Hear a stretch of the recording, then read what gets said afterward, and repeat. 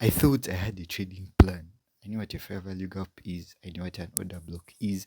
I literally knew ICT, SMC, supply and demand. I literally know all that into my mind. I felt like I understood the markets. I knew why this move happens, the narrative, the overall everything, but I was still losing and I couldn't figure out why. It says that we could not connect to this trading account.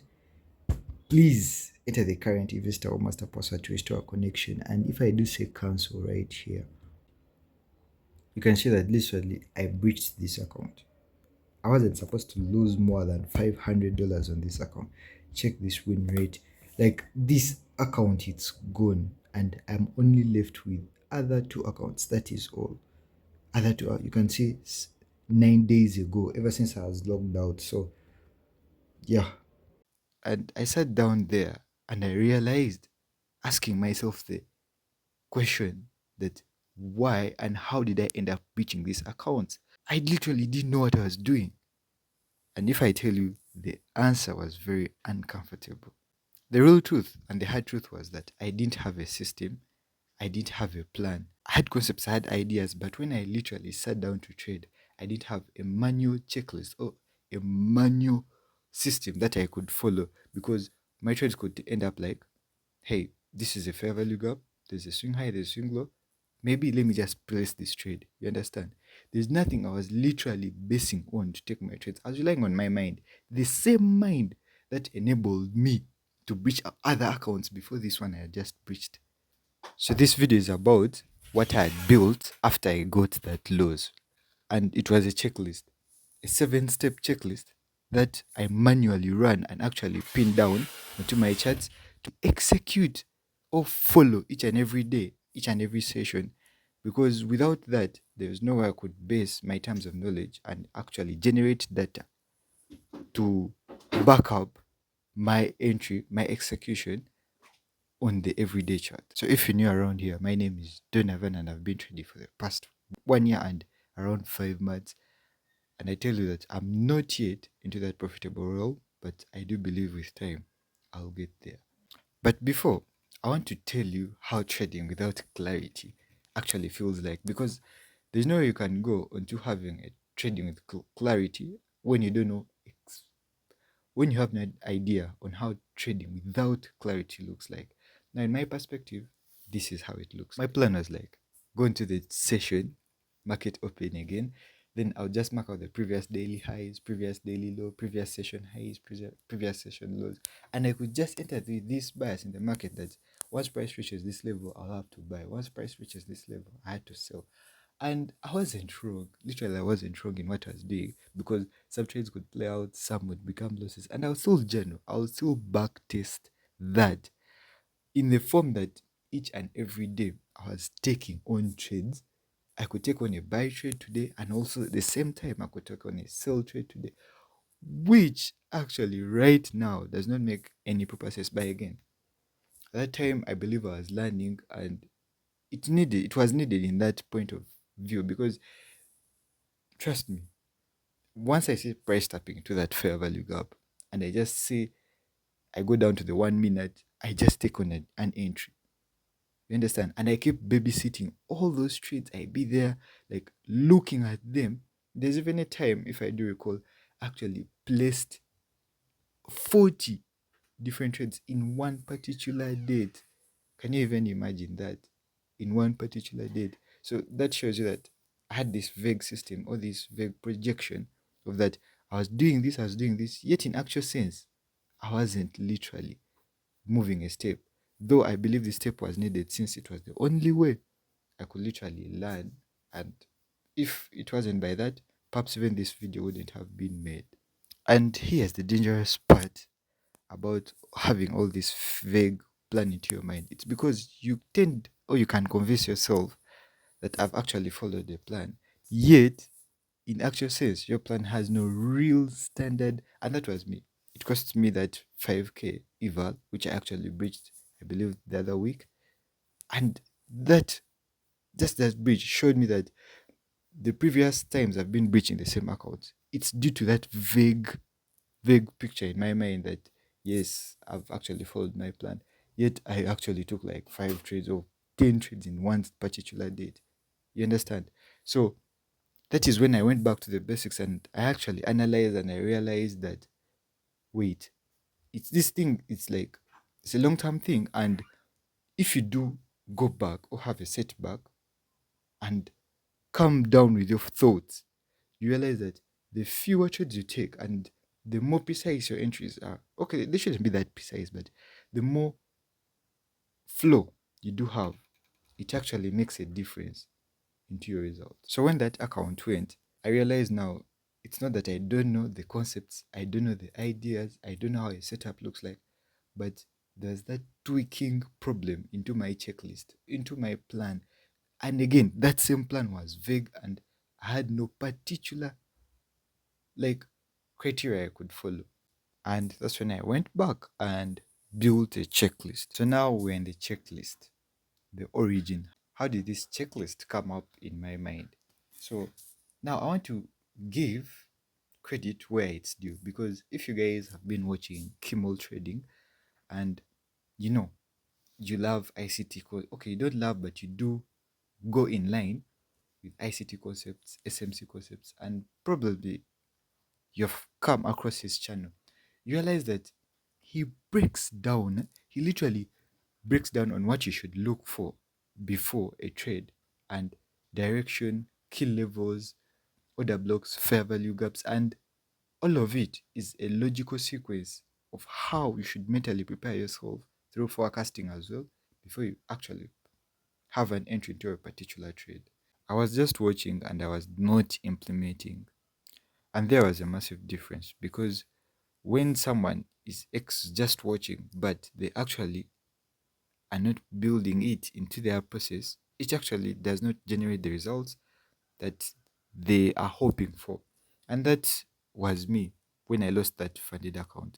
I went back to what Kim was doing, what he was trading, what he was implying, and not just to watch it, but to structure it, to layer it down into a process, into a checklist that I could actually follow, to make it something I could physically see and imply on for each and every time to trade. And I thought where was the best place to put this checklist, because I had created it, I had written it down, and I realized that I had to just pin it onto my trading view so that each and every time I do open the charts, let me say I'm forecasting, I'm going to hop on into a session. It is the first thing I look at, and it literally just generates my mind to going back that I have to follow this and this to make this and this work. Now let me show you how the whole of this checklist looks like, because just sitting here won't help you guys to literally move it with me. Let me move this camera. As you guys can see, these are the questions I literally ask myself. I'm like, fill in this before executing. One is the direction. Is it bullish or bearish? Now I'll fill this in just to show you guys an example. But one is the direction. Are we bullish or bearish? Then if we're bullish, the only thing I'll be looking for the day is to take buys. Then we do come here, each price at a key level with the bias. So we do see we have an order block. Let me say it's on the M5, and we see a fair value gap on the M5, but there's no swing high and swing low. So can I take this trade? Can I execute on it? Then you see, we ask here that is price at a key level, because we do not want to take trades not based on a key level. And you ask yourself that is there any M5 displacement? This could be also changing the state of delivery or break of structure. You do ask yourself, is that viable? Then is it okay to execute? You can see that it's direction 1, 2, 3, 4, 5, 6, 7 checklists. Okay, this is actually one whole big thing, because this is a key level that we actually may want to anticipate. But again, you get the whole definition of this, and this is actually pinned, because if I do put this thing would have been on just because I'm offline right now as I'm recording this video. But it literally just shows you that it's pinned, and for each and every trade that I must take should be aligned with this. As you guys have seen, and you realize that that's the alignment in how I trade all my checklists, I would like to go through them each one by one, because there's no point of me showing you guys when I can't even literally explain it. So starting off with direction, before each and everything, direction is the foundation of everything. Yes, you had that right. And before I do look forward for a trade, I need to know, is the market bullish or bearish? And Kimmel, reflecting on what he says, is that you must ask this question: what is the market choosing to respect? Because if the market is choosing to respect bullish key levels, that means you're actually bullish. If the market chooses to respect bearish key levels, that means the market is bearish. You understand? So if I cannot define the direction of the trade, I simply do not take a trade. That is it. Because I do believe that without direction, everything is random. I'll be taking both longs and shorts. I'll be buy, sell, just as I used to do. I've showed this on my journals, just as I used to do on the other challenges. Now, as we go onto the key level, you can literally let me show in my chat. As you guys can see, you can see that this right here, this right there is a key level, and on this key level, you see that, let me zoom in this very well. You see that this is actually between the week. This is on Wednesday when I took this trade on Nasdaq. As you guys can see, I took this trade, and based on this big key level, this one here, and this was a key level that, remember, a key level can be a order block, can be a fair value gap. And talking about order blocks, an order block literally and an OTE, let me just to point onto the point of an order block, let me say we're in an uptrend, in a downtrend right here. Price makes lower low, lower highs, lower low, lower highs. So the up close candles, as you guys can see, this candle, we're in a downtrend, but this is an up close candle in a downtrend. That makes the whole of this move an order block.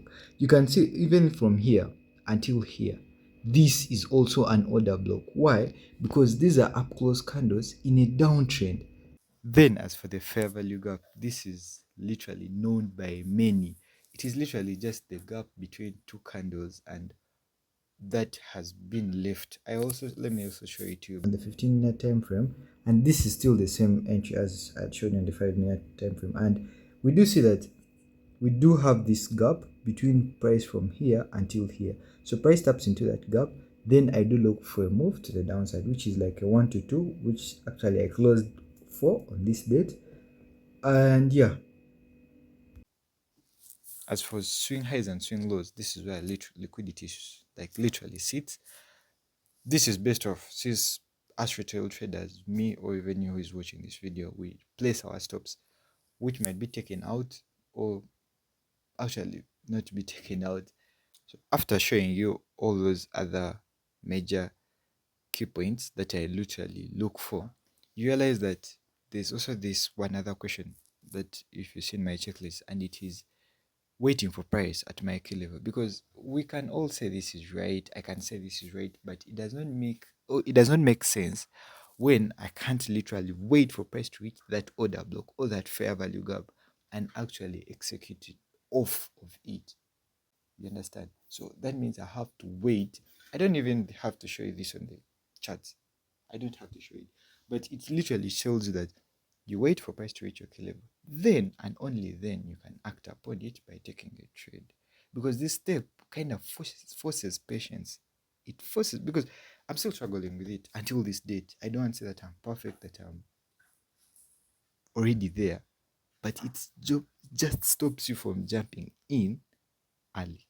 Then as for the 5-minute displacement, this is what I lastly look for, then I execute. Because once we do get that 5-minute displacement, or what other people may call a change of character or a change in the state of delivery, it is with more intent that price is actually going to move into that direction.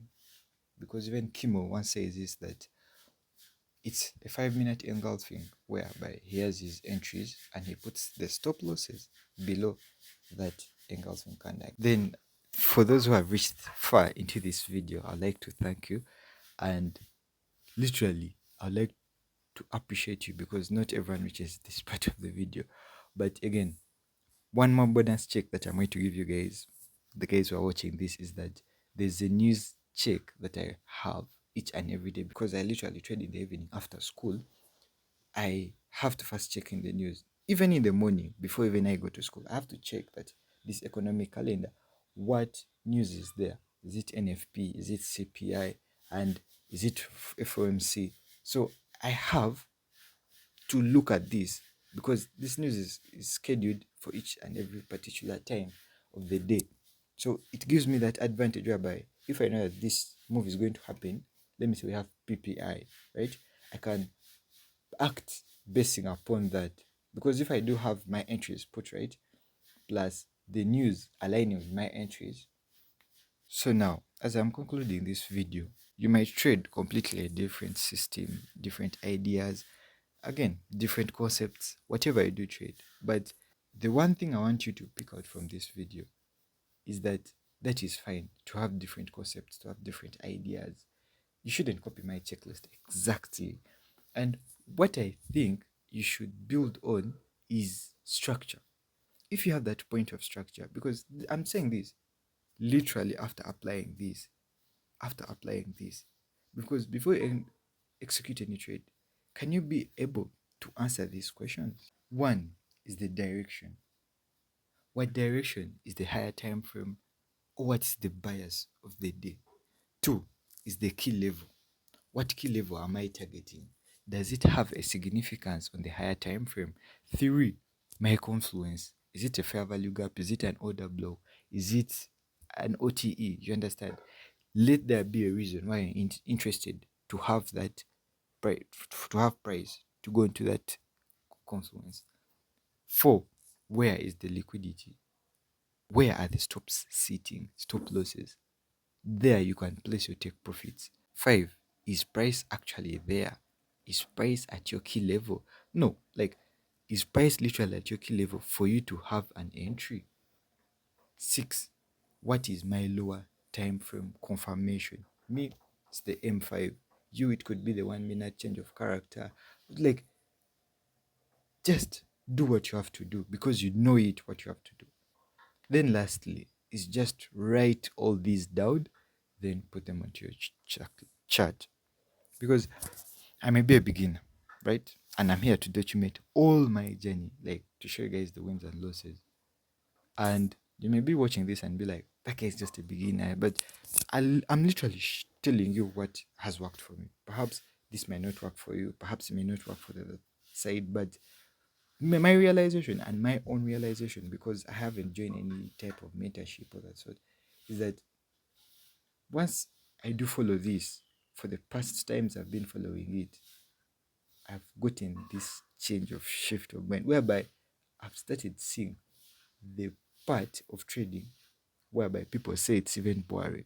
Because back then I wasn't saying that. I was like, yes, today's a good trading day. Let me go in and trade. Yes, tomorrow's let me go in and trade.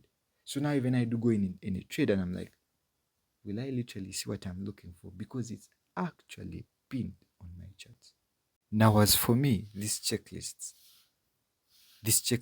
acts as the gap between me having a bad trade and me actually waiting. Because at times you may have the edge. I'm a human, you're human. You may have this urge to take in a trade. But the more times you look at that checklist, since it's pinned on your trading view, you realize, wait a minute. Should I enter? Or when I do enter, I know that I've failed. Because once you do enter and those criteria are not in check, you literally know, even though it's a winner, by the way, at times even it's those winning trades that actually are the baddest ones when you've not followed your rules. I'm speaking all this because I've been documenting this. You guys are, if you do follow up on my TikTok, you realize that I had different accounts and all gone. Yeah, that is it. But again, I want to be very honest with you right now and to tell you this, that I realized that I had to have this checklist only and only when I lost this 5K step account challenge. You understand? That is the only time I realized that I had to change and shift, because this checklist does not prevent you from losing trades. Literally, as I speak, I do have an account in drawdown. I do have an account because I'm left with two accounts, and one of them is on phase one, it's up 3%. Then, as for the other, is in drawdown. So it's not that this checklist will magically fix what I'm going through or the emotional cycles. No, but there's a difference, because when I broke my rules, which I couldn't even see. I didn't know that this wasn't my system. But now I know, since I do have this trading list, I could see it, and the accountability on this is so valuable. It is so valuable because when you can see it and actually act upon it, then the rest, you just leave it to God. So yeah, perhaps the most part you guys wanted me to say, and I know this checklist won't make me a profitable trader straight up, like overnight. But me, my admiration is to become this disciplined trader who literally follows their rules and has to walk away from this. And if that's my achievement, I literally get disciplined in what I do, then I do know that this discipline will keep me in this game long enough for me to become profitable. So here's what you should do after the video. Again, I'm still a beginner trader, and I want you to take this at heart. Write down your own checklist as I've done. Even though it's rough, even though it's only 3 things, just start. So if you don't mind, hit that subscribe button and hit that like button. The mark is a 20 subscriber mark, and let me know in the comments what your checklists are, what criteria do you follow, and I will see you in the next one.